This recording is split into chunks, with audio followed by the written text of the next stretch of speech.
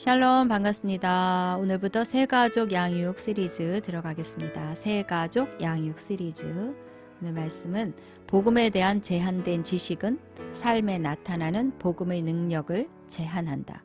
복음에 대한 제한된 지식은 삶에 나타나는 복음의 능력을 제한한다. 이 책은 믿음의 말씀사에서 새가족반 교재로 출판된 책입니다. 이 책을 참고하면서 새가족 양육 시리즈를 진행을 하겠습니다. 주로 복음의 기초, 또 새로운 피조물의 계시에 기반이 되는 말씀들을 나누도록 합니다. 새가족을 양육하려고 하시는 분들에게 도움이 될 것 같고요. 또 새로운 피조물 말씀을 처음 접하시는 분들이 복음의 기초를 세우는 데 도움이 되도록 영상을 진행해 보겠습니다. 1과 복음이란 무엇인가? 복음이란 무엇인가? 하나님의 아들 예수 그리스도의 복음의 시작이라. 하나님의 아들 예수 그리스도의 복음의 시작이라. 예수 그리스도로 말미암아 복음이 시작되었습니다. 예수 그리스도 이전에는 복음이 아니었습니다. 예수 그리스도로 말미암아 복음이 시작된 것입니다. 복음은 굿뉴스, 좋은 소식이지요. 좋은 뉴스입니다. 굿, 뛸 듯이 기쁜, 기뻐서 펄쩍펄쩍 뛸 만큼 좋은 소식입니다. 그리고 복음은 뉴스입니다. 뉴스는 과거에 일어났던 일을 전하는 것이니까 복음은 뉴스지요. 과거에 2000년 전에 이미 일어난 일에 대한 소식, 예수 그리스도께서 이미 2000년 전에 완성하신 뛸 듯이 기쁜 소식입니다. 온 세상 인류를 위해서 예수 그리스도께서 완성해 놓으신 기쁘고 기쁜 소식이 복음입니다. 예수 그리스도 때문에 우리가 누리게 된 기쁜 소식. 이 복음을 사도 바울은 너무너무 기뻐했습니다. 내가 복음을 부끄러워하지 아니하노니 이 복음은 모든 믿는 자에게 구원을 주시는 하나님의 능력이 됨이라. 먼저는 유대인에게요.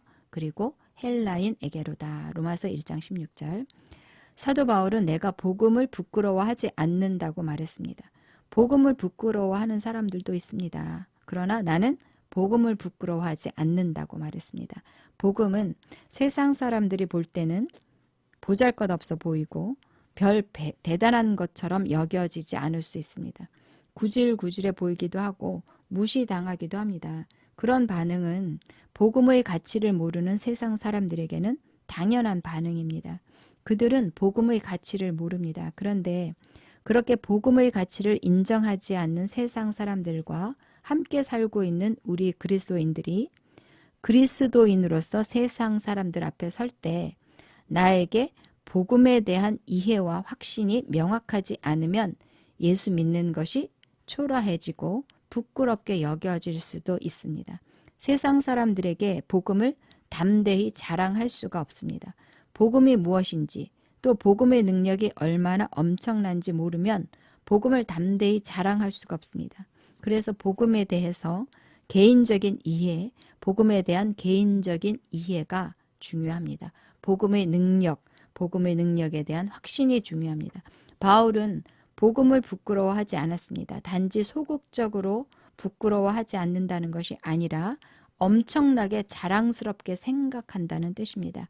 누구에게든지 말하지 않고는 견딜 수 없어 한다는 뜻입니다.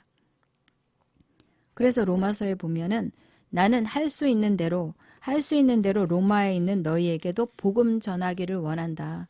얼굴을 본 적도 없지만 할 수 있는 대로 간절히 복음을 전하기를 원한다. 너희에게 복음을 전하고 싶어서, 너희에게 가고 싶어서 기도할 때마다 쉬지 않고 말하고 또 어떻게 하든지 너희에게로 나아갈 좋은 길 얻기를 구한다고 이렇게 복음을 전하고 싶은 열망에 불타오르는 모습을 볼 수 있습니다. 여러 번 너희에게 가고자 했는데 길이 막혀서 못 갔다. 그래서 복음을 전하지 못하고 있으니까 내 심정이 빚진 자의 심정과 같다. 이렇게 복음을 전하고자 하는 바울의 절절한 마음을 읽을 수 있습니다. 바울이 왜 그토록 복음을 전하고자 했을까요? 복음에 대한 확신 때문이었습니다. 복음이 하나님의 능력이라는 것을 알았기 때문에 복음이 들어가기만 하면 그 사람의 인생이 송두리째 바뀐다는 것을 확신했기 때문입니다. 복음이 뛸 듯이 기쁜 소식이었기 때문입니다. 그러면 복음은 무엇인가요? 바울이 로마서를 통해서 말하고 있는 복음은 무엇인가요? 복음은 하나님의 능력입니다. 복음은 구원을 주는 하나님의 능력입니다. 복음은 모든 믿는 사람에게 구원을 가져다 주는 하나님의 능력입니다. 여기서 구원이라는 말은 단순히 죄사함만을 의미하지 않습니다. 단지 영혼 구원뿐만이 아니라 인간이 가진 모든 문제로부터의 총체적인 구원을 말합니다. 구원은 패키지입니다. 구원은 죄사함뿐만 아니라 치유를 포함합니다. 구원은 재정적인 번역, 정서적인 안정을 포함합니다. 모든 어둠과 속박으로부터의 해방, 귀신으로부터의 해방, 평강과 기쁨, 승리, 자유, 사랑, 인간관계의 회복, 가정의 화목 등등 이 모든 것들을 포함합니다. 구원은 단지 영적인 영역에서뿐만 아니라 혼과 몸의 영역, 물질과 인간관계까지 전 인격적인 구원입니다. 패키지입니다. 내세에서뿐만 아니라 현재 이 땅에서 사는 동안 인간이 직면하는 모든 문제에 대한 답을 주는 하나님의 능력입니다. 복음은 구원을 주는 하나님의 능력입니다. 복음은 치유를 주는 하나님의 능력입니다. 복음은 부요, 재정적인 번영을 이루는 하나님의 능력입니다. 복음은 평강, 기쁨을 주는 하나님의 능력입니다. 복음은 귀신으로부터의 해방을 주는 하나님의 능력, 복음은 모든 문제에 대한 답을 주는 하나님의 능력입니다. 복음이 들어가기만 하면 하나님의 능력이 이 모든 일을 이뤄냅니다. 그런데 이 놀라운 구원을 얻는 데 필요한 조건은 오직 하나, 믿음뿐입니다. 믿기만 하면, 이 복음을 받아들이기만 하면 구원을 받습니다. 그러니 얼마나 놀라운 복된 소식입니까? 그래서 복음은 굿뉴스, 기뻐서 펄쩍펄쩍 뛸 만큼 좋은 소식입니다. 예수 안 믿으면 지옥 간다, 이게 아니고 복음을 받아들이면 너가 당하고 있는 그 모든 문제를 해결받을 수 있고 또한 천국도 소유할 수 있다입니다. 이 복음은 질병으로 고통하는 자에게도 기쁜 소식입니다. 이 복음은 술에 빠져서 술의 노예가 된 그 사람에게도 기쁜 소식입니다. 이 복음은 실패와 낙심과 좌절과 절망 가운데 있는 사람에게도 기쁜 소식입니다. 이 복음은 병든 자를 고치고 술에 쪄들어서 살고 있는 망가진 인생을 살고 있는 그 사람도 고칠 수 있습니다. 이 복음은 모든 인생의 저주와 문제로부터 건져내주는 하나님의 능력입니다. 그러나 내가 이 복음의 능력을 이해하고 확신한 것만큼만 내 삶에 나타나고 또 다른 사람에게 전해줄 수 있습니다. 그래서 먼저는 복음에 대한 온전한 이해가 필요합니다. 온전한 계시가 필요합니다. 내가 복음을 어떻게 이해하는가에 따라서 내가 전하는 복음의 메시지가 그만큼 축소될 수 있고 또 잘못된 메시지를 전할 수 있습니다. 어떤 사람은 복음에 대해서 더 많이 알고 있을 것입니다. 그 사람의 삶에는 복음의 능력이 더 많이 나타나겠지요. 또 복음을 잘 이해하지 못하는 사람이라면 그 사람의 삶에는 복음의 능력이 그만큼 덜 나타날 겁니다. 그래서 복음에 대한 정확한 이해, 복음에 대한 온전한 계시가 참으로 중요합니다. 저는 오랫동안 구원을 단지 영혼 구원으로만 이해하고 있었습니다. 그래서 복음을 전할 때도 영혼 구원에 국한해서 전했습니다. 그 당시에는 큰 확신 가운데 전한 것이었지만 지금 깨닫고 보니까 반쪽짜리 복음이었습니다. 그것으로도 충분히 감격하고 감사하면서 살았지만 온전한 복음이 아니었습니다. 그래서 치유, 부요, 인간관계 등 삶의 모든 영역에서 복음의 능력이 많이 풀어지지 않았습니다. 제가 열심히 신앙생활하고 또 말씀 공부하고 열심히 기도한 것에 비해서 복음의 능력이 제 삶에 그렇게 많이 풀어지지 않았습니다. 왜 그랬을까요? 복음에 대한 제한된 지식이 내 삶에 나타나는 복음의 능력을 제한했던 것이었습니다. 그래서 복음에 대한 정확한 이해, 복음에 대한 온전한 계시가 참으로 중요합니다. 우리 모두에게는 복음에 대해서 더 많이 깨닫고자 하는 자세가 필요합니다. 자, 말씀 고백하겠습니다. 이 복음은 모든 믿는 자에게 구원을 주시는 하나님의 능력입니다. 이 복음은 모든 믿는 자에게 구원을 주시는 하나님의 능력입니다. 나는 복음을 자랑스러워합니다. 나는 복음을 자랑스러워합니다. 나는 복음을 전하고자 하는 열정으로 불타오릅니다. 나는 복음을 전하고자 하는 열정으로 불타오릅니다. 아멘. 복음은 구원을 주는 하나님의 능력입니다. 복음은 구원을 주는 하나님의 능력입니다. 복음은 치유를 주는 하나님의 능력입니다. 복음은 치유를 주는 하나님의 능력입니다. 복음은 재정적 번영을 주는 하나님의 능력입니다.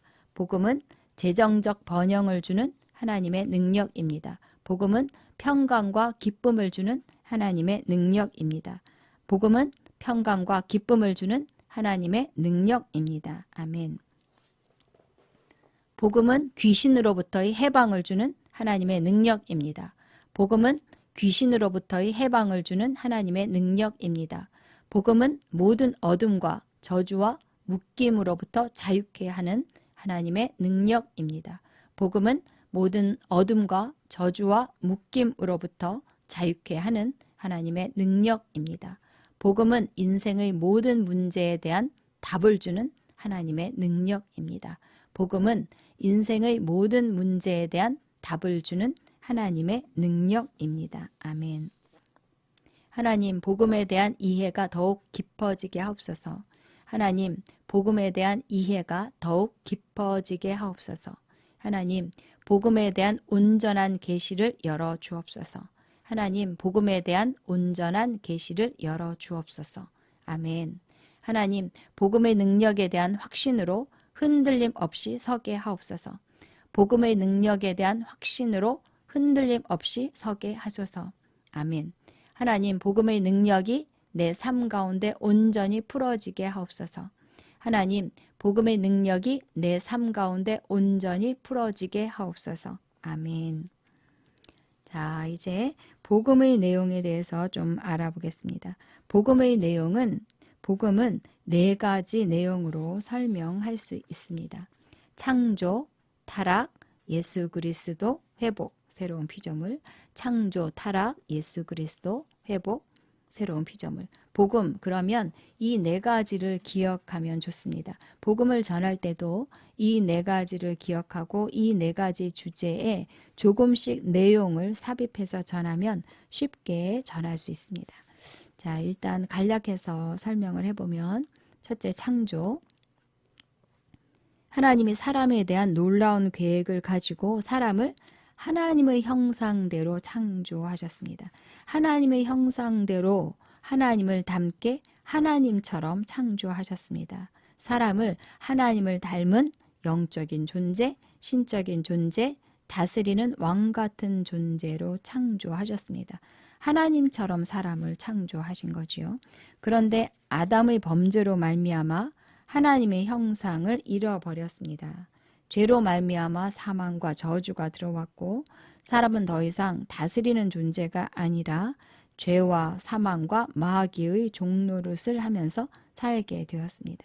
그렇지만 하나님은 사람에 대한 계획을 포기하지 않으셨습니다.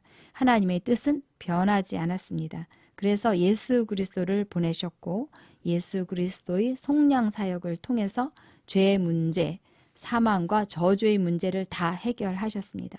그래서 더 이상 종노릇하지 않고 더 이상 저주 가운데 살지 않아도 되는 길을 열어놓으셨습니다. 하나님의 형상을 회복하고 생명 안에서 왕노릇하는 복된 삶을 살 수 있는 길을 열어놓으셨습니다. 4번째, 회복, 새로운 피조물. 이 복음으로 말미암아 드디어 새로운 피조물들이 탄생하게 되었습니다. 하나님의 형상이 온전히 회복된 새로운 피조물들이 탄생하게 되었습니다. 새로운 피조물은 하나님의 생명과 하나님의 본성을 가진 하나님의 부류, 신적인 존재, 영적인 존재입니다. 예수 생명의 능력으로 다스리는 왕 같은 존재입니다. 더 이상 죄와 사망의 저주 가운데 종노릇하지 않습니다. 왕같은 제사장으로 이 땅 가운데 하나님 나라를 완성해 나가는 자들입니다. 하나님이 창조하신 사람에 대한 계획은 새로운 피조물의 탄생을 통해서 회복되고 완성이 되었습니다. 이렇게 복음의 내용을 4가지로 간략하게 설명할 수 있습니다. 창조, 타락, 예수 그리스도, 새로운 피조물. 4개의 골격을 기억하면 좋겠습니다. 자, 그러면 4가지 복음의 내용에 대해서 좀 더 들어가 보도록 하겠습니다. 첫 번째, 창조. 하나님이 사람을 어떤 존재로 창조하셨는지, 사람에 대한 하나님의 계획은 무엇이었는지를 아는 것은 매우 중요합니다. 왜냐하면 거기서 사람의 정체성, 나의 정체성을 발견할 수 있기 때문입니다. 거기서 내 삶의 이유와 목적을 발견할 수 있기 때문입니다. 하나님이 사람을 얼마나 엄청난 존재로 창조하셨는가를 알게 될 때 하나님의 사랑을 알 수 있습니다. 내가 얼마나 영광스러운 존재인지 나의 가치를 알게 됩니다. 그래서 사람을 향한 하나님의 창조 계획이 무엇이었는지 알아야 합니다. 하나님은 사람을 하나님의 형상대로 창조하셨습니다. 하나님의 형상대로, 하나님이 자기 형상, 곧 하나님의 형상대로 사람을 창조하시되 남자와 여자를 창조하시고, 창세기 1장 27절. 하나님의 형상대로 사람을 창조하셨습니다. 여기서 형상, 첼렘, 형상이라는 이 말의 원어의 뜻을 살펴보면 본체에서 떨어져 나온, 본체와 연결되어 있고 본체에서 떨어져 나온, 이런 뜻을 가지고 있습니다. 그러니까 사람이 하나님의 형상대로 창조되었다는 말은 본체이신 하나님에게서 사람이 나왔다는 의미입니다. 하나님의 형상을 따라서 사람이 창조되었다는 말은 하나님이라는 본체, 하나님이라는 본체에서 나온, 하나님과 연결되어 있고 하나님에게서 나온 존재로 사람이 창조되었다는 의미입니다. 그러니까 하나님에게서 나온, 하나님을 닮은 하나님 부류로 사람이 창조되었습니다. 하나님의 형상을 따라서, 하나님의 형상을 따라서 사람이 창조되었다는 것은 단순히 어떤 형상, 모습만 닮은 것이 아니라 그 속성이, 그 본질이 하나님 부류로 지어졌다는 뜻입니다. 하나님에게서 떨어져 나온 하나님의 분신처럼 사람을 창조하신 거지요. 사람을 하나님의 아들로 창조하신 것입니다. 하나님의 본체에서 나온 존재, 하나님의 형상을 따라서 하나님의 형상, 하나님을 닮은 신적인 존재로 창조하셨습니다. 이것이 바로 사람의 정체성입니다. 나는 하나님의 형상을 따라 창조된 하나님의 분신입니다. 놀랍지요. 하나님이 우리를 이렇게 놀랍게 창조하셨습니다. 신적인 존재로, 하나님 부류로, 하나님의 아들로 창조하셨습니다. 자, 고백하겠습니다. 나는 하나님에게서 나왔습니다. 나는 하나님에게서 나왔습니다. 나의 근원은 하나님이십니다. 나의 근원은 하나님이십니다. 나는 하나님과 연결되어 있습니다. 나는 하나님과 연결되어 있습니다. 내가 하나님과 연결될 때, 내가 하나님과 연결될 때 풍성하고 온전한 삶을 살 수 있습니다. 풍성하고 온전한 삶을 살 수 있습니다. 아멘. 나는 하나님을 닮았습니다. 나는 하나님을 닮았습니다. 나는 하나님 부류 신적인 존재입니다. 나는 하나님 부류 신적인 존재입니다. 나는 하나님의 생명과 본성을 가진 하나님의 자녀입니다. 나는 하나님의 생명과 본성을 가진 하나님의 자녀입니다. 나의 본체는 하나님이십니다. 나의 본체는 하나님이십니다. 아멘.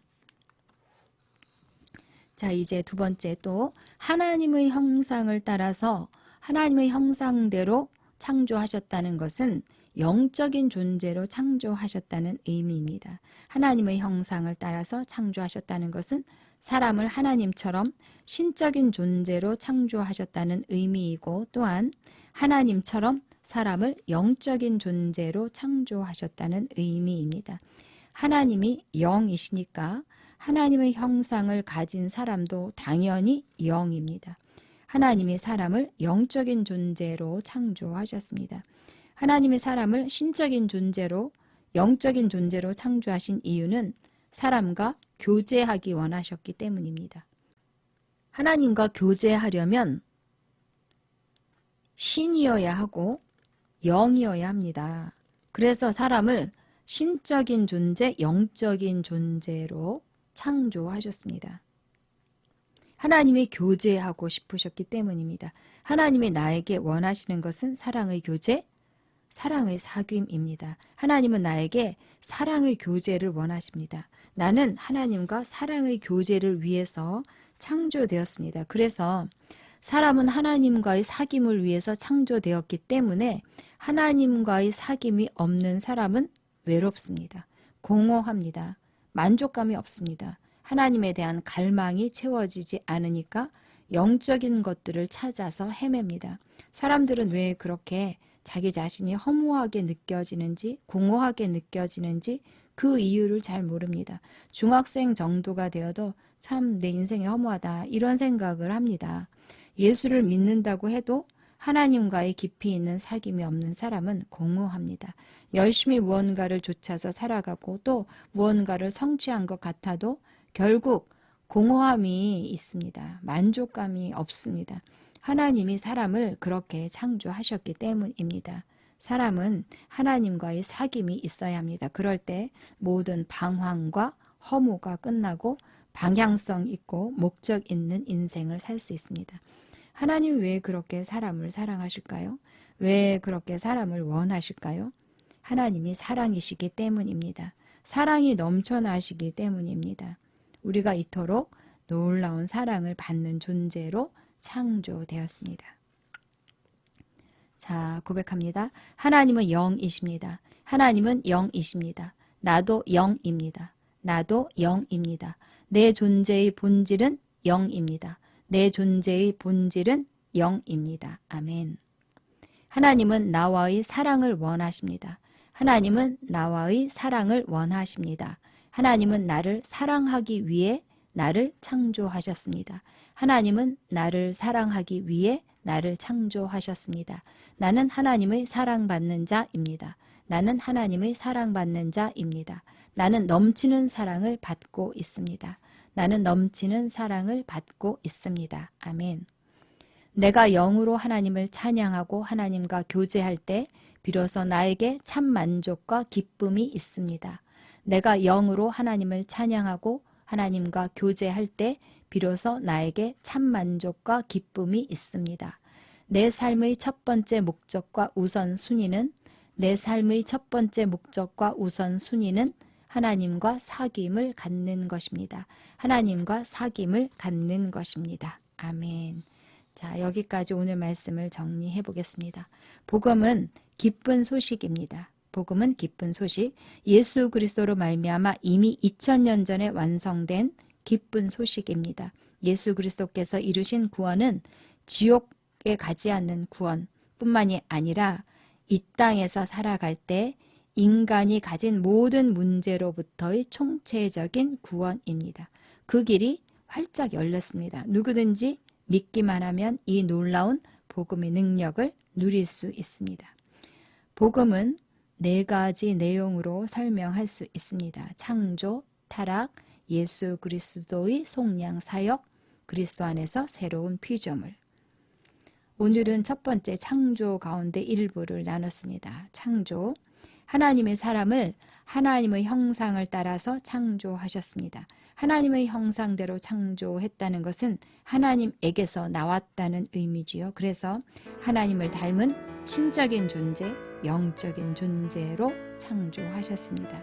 나는 하나님과 같은 부류, 신적인 존재로 창조되었습니다. 하나님과 교제하는 영적인 존재로 창조되었습니다. 이것이 나의 정체성입니다. 신적인 존재로 영적인 존재로 사는 것이 나의 정체성입니다. 아멘. 다음 영상에서 창조의 뒷부분을 좀 나누도록 하겠습니다.